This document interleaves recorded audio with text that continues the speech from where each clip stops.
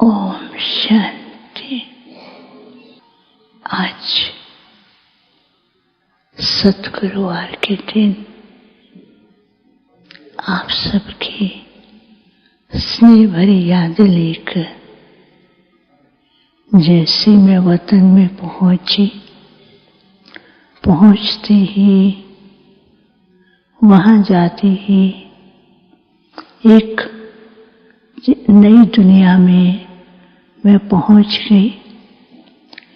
चारों ही तरफ भगत भक्ति में लगे हुए हैं और चारों ही तरफ इष्ट देव की सजावट और भक्ति का बहुत जोर शोर दिखाई दे रहा था और दृश्य तो सुंदर ही था।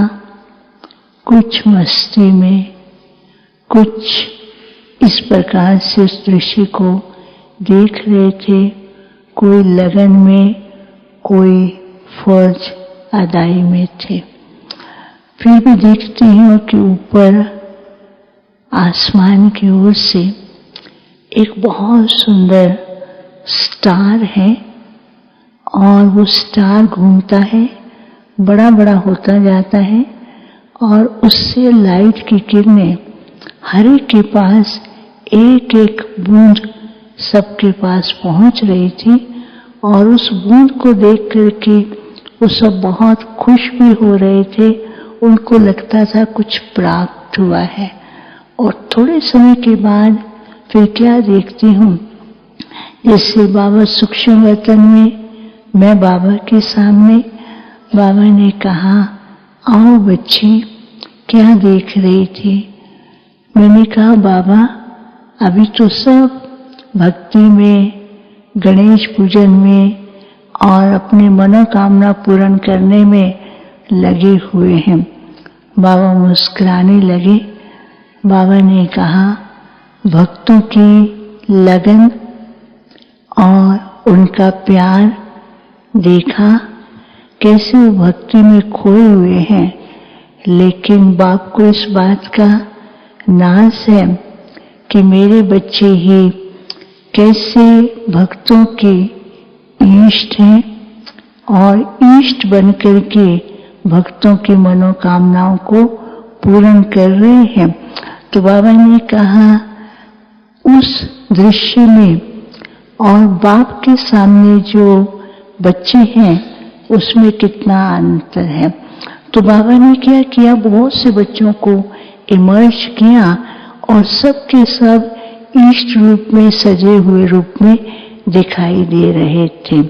फिर कुछ सेकंड के बाद क्या देखती हूँ कि सजे हुए तो हैं, लेकिन सबको एक बहुत सुंदर सजा सजाया तख्त भी था और मुकुट भी था और कई प्रकार से सुंदर श्रृंगार था। देखते ही देखते किसी का तख्त जो है वो हिलने लगा, किसी का मुकुट जो है वो थोड़ा डल होने लगा, किसी का श्रृंगार ऐसे उतरने लगा। तो बाबा ने कहा, देखा, बाप ने बच्चों को श्रृंगारी हुए बच्चे और अपने स्वरूप में रहने के लिए बच्चों को तख्त भी दिया है, ताज भी दिया है और विश्व की आत्माओं की मनोकामना पूर्ण करने के लिए जिम्मेवारी भी दी है। लेकिन बच्चे बीच बीच में अपने स्वरूप और अपने कर्तव्य में कभी ढीले हो जाते हैं, कभी अलबेले हो जाते हैं, कभी विस्मृति की ओर चले जाते हैं। फिर बाबा ने क्या किया, ऐसे ताली बजाई तो बाबा की ताली को सुन करके वो सब के सब अलर्ट हो जाते हैं। तो बाबा ने कहा, बाप बीच बीच में बच्चों को कई तरह से सावधान करते हैं। जैसे वो सावधान होते हैं तो अपने ओरिजिनल स्वरूप में स्थित हो जाते हैं। फिर माया भी क्या करती है, वो अनेक प्रकार की कॉपी करते हुए बाप के समान वो भी ताली बजाती है, लेकिन उस ताली से ज्यादा प्रभावित होकर के अपने स्वरूप से हिल करके अपनी स्थिति से नीचे आ जाते हैं। तो बाबा ने कहा अभी समय है भक्तों को अनुभव कराने का, बच्चे ईष्ट बने और पूर्वज बन करके, क्योंकि मनुष्य आत्माएं अपने पूर्वजों को ढूंढ रही हैं, तो पूर्वज बन करके उनको अनुभूति कराने का।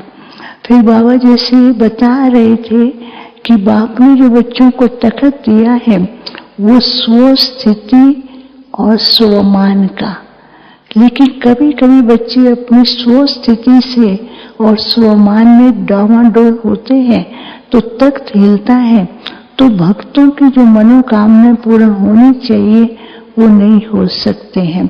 तो बाबा ने कहा विश्व परिवर्तन के लिए चाहे भगत हैं, चाहे द्वापर में आने वाली आत्मा है, चाहे कलयुग में आने वाली आत्मा है, हर एक आत्मा को अनुभूति का वरदान देना है।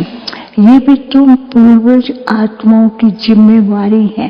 फिर बाबा ने कहा जो बाप ने ताज दिया है वो ताज कोई कॉमन नहीं है, ये ताज है खुद एग्जाम्पल बनके दूसरों के सामने प्रत्यक्ष करना।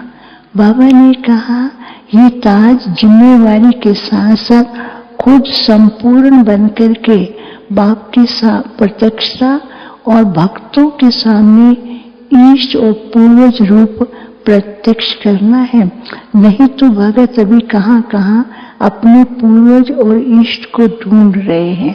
फिर तो बाबा ने क्या किया, सबको बच्चों को ताज तखत और श्रृंगारा हुआ रूप था, तो भगत दूर से देखते हुए अपने आप को धन्य महसूस कर रहे थे।